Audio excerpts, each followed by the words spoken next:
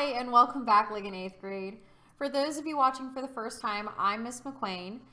Thank you all for the hard work you put in last week. We're all so proud of how you adjusted to virtual learning for lessons 1 and 2. Let's keep up the great work for week 2. Before I introduce the next lesson, I want to give some tips and tricks for adapting to virtual learning. I'd like to give a big shout out to my ELA students who were able to come to Friday's check-in sessions. These tips were collected from their suggestions, and they will definitely help those of you who might be struggling to adjust. So here are some tips. Set alarms to wake up early or at the same time each school day. Make a list of every assignment you need to complete. Use your planner. Make a schedule for working and spread out your work consistently.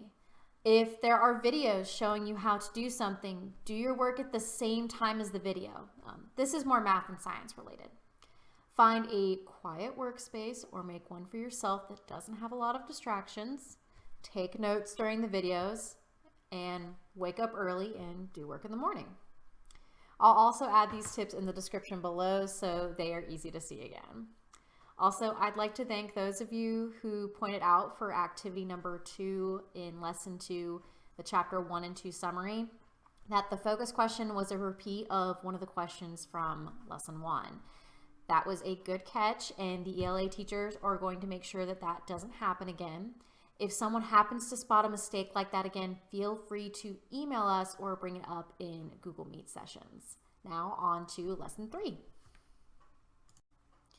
You have 2 learning targets for this lesson.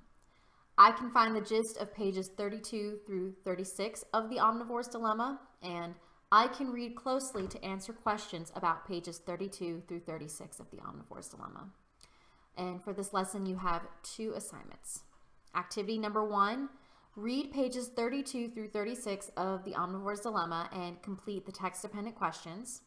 On Google Classroom, you will find the assignment that contains the assigned reading and the Google Doc that contains the questions.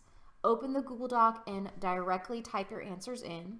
Once you are done, make sure you go back to the assignment and submit/turn in your Google Doc. Activity number 2, keep a food journal for 2 days. Don't stress.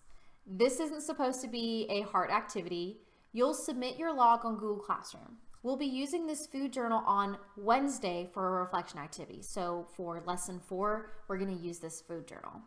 There are many ways you can keep a food journal for this assignment. You can write it down on notebook paper and submit a picture. You can type it into Google Docs and submit it that way. There are also food journal apps that allow you to log your food in a variety of ways. They also keep track of your calories, but that's not what you need to know for your food journal. You can submit screenshots of your food app though.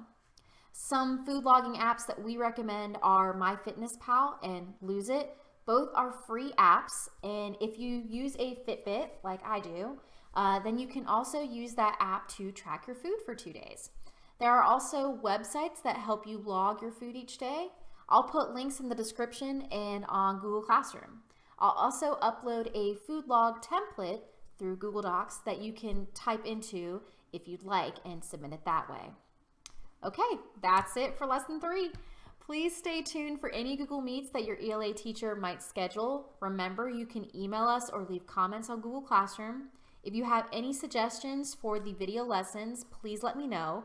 I think for the next audio reading by Ms. Kessinger, I'll post that separately from the instructions that I give. I think seeing a video be almost 30 minutes long was intimidating for some of you. So I'll make sure to keep that in mind for the future. Okay, see you in lesson 4. Bye, Little Blues.